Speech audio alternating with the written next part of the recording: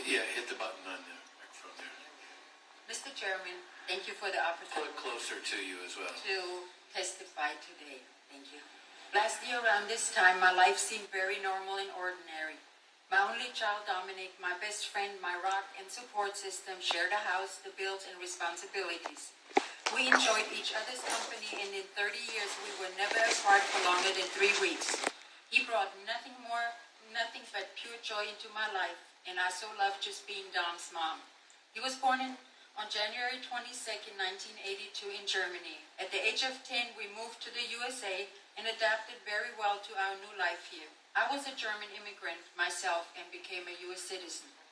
Dominic enjoyed the ROTC program and later got his private pilot's license. He took an internship with a local TV station. He also volunteered with FEMA, the local emergency response force, and at different fire stations. In 2002, he received the Volunteer of the Year award from the city of Moreno Valley for giving over 1,000 hours of his time. Dominic was always a 4.0 student. He accumulated 87 letters of recommendations and 111 school and work award certificates, some of them from former President Bill Clinton and U.S. Senators Dianne Feinstein and Barbara Boxer. Dominic also received the 2013 Presidential Award from CPRA, the California Public Safety Radio Association. 7 years ago, he became a 911 dispatcher for Riverside Sheriff's Department and worked a very tough and stressful job. He loved that challenging task, and every time he was on duty, the deputies out in the field would feel safe in good hands. They trusted him and called him the best dispatcher around. His ultimate goal was to become a helicopter pilot for the police department. Law enforcement was his passion.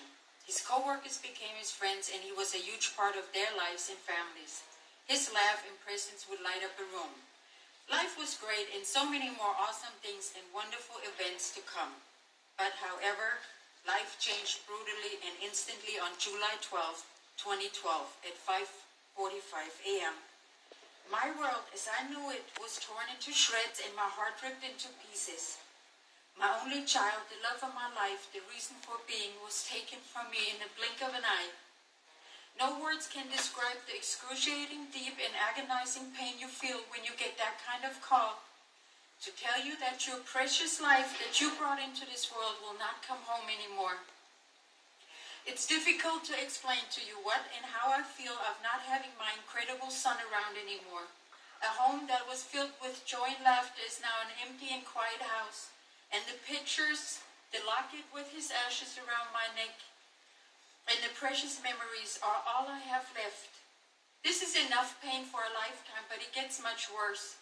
I was informed that the driver of the truck that killed my son instantly was a 24-year-old from Guatemala, here illegally, without a license, without insurance, or a legally registered vehicle, and on a probation from a prior DUI. And to add even more pain and grief, this guy had a lengthy arrest record and has been in and out of court and prison prior to this. Juan Zun was arrested for grand theft and armed robbery in November 2008 and given 3 years probation. In August 2010, he was arrested for a DUI and a probation violation and given 3 more years of probation. In May 2012, he was arrested again on a DUI while on probation from the prior DUI and given probation again. Less than 60 days later, he killed my son. Since 2008, Zun had been given a free pass to do what he wants without consequences or actions from our laws. He knew he was unlicensed. He knew he wasn't allowed to drive, but on July 12, 2012, he did what he has been doing all these years, flaunting our laws. He hit and killed my son instantly, and all he got charged with was a misdemeanor for making an unsafe left turn. He was in jail for a short time, posted bail, and then taken into ICE custody, where he was granted bail by a federal judge and walked out after paying $10,000. The man who risked everyone's life, unlicensed and illegal, was free to continue to break all of our laws. At last month's sentencing, the judge read 16 impact letters that cried out for a tough sentence. Zun was allowed to speak and took no responsibility, no ownership, showed no remorse, or offered any apology. He told us that God takes life, gives life, and he was simply on his way to work. He clearly showed all of us and the judge that he will continue to do what he wants without any regards for anyone else or the law, and still the judge only gave him a measly 90 days in jail with 5 years probation. I felt victimized all over and lost all my trust and faith in the system and the law. Everyone who has learned about the case also has expressed outrage and disbelief in how our system failed in such a huge way. My son did not have to die on that tragic day if the system and laws had been working. Soon should have been deported immediately after his first arrest in 2008, but he wasn't. He should have been detained and then deported after his first DUI. But he wasn't. He should have been detained and deported after his second DUI. But he wasn't. Why does the Department of Homeland Security protect illegal alien criminals? I have learned that my story and how I was treated is not the exception, but the rule.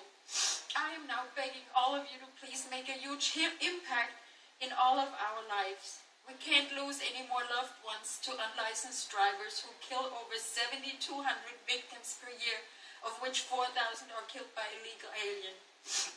The SAFE Act would help prevent this from happening to another family, another fine young person. The bill will improve immigration law enforcement so that more criminal, illegal aliens will be removed from our communities and fewer will try to come in the first place. It will allow ICE to deport criminals quickly without waiting months or years for an immigration judge. The bill will makes anyone who is convicted of 2 DUI offenses deportable. The bill will give more resources to ICE to do its job. This is badly needed because ICE agents want to do their duty, but they do not have enough officers and enough funding to deport the huge number of illegal alien criminals. Because illegal aliens have no fear of being caught and deported, they behave with a sense of impunity and lack of personal responsibility for their conduct and their safety of others. Finally, the bill would allow local governments and law enforcement agencies to assist ICE by arresting illegal aliens they encounter. If ICE had more funds for detention of criminals, then Soon would not have been released on bond while awaiting trial, and he would not have been a risk to others. Please don't let one of your loved ones become the next victim. Please pass the SAFE Act this year, and thank you so much for letting me testify. Thank you, Ms. Durden. On behalf of all of us, we express our sympathy to you for your loss. Ms. Tomlin.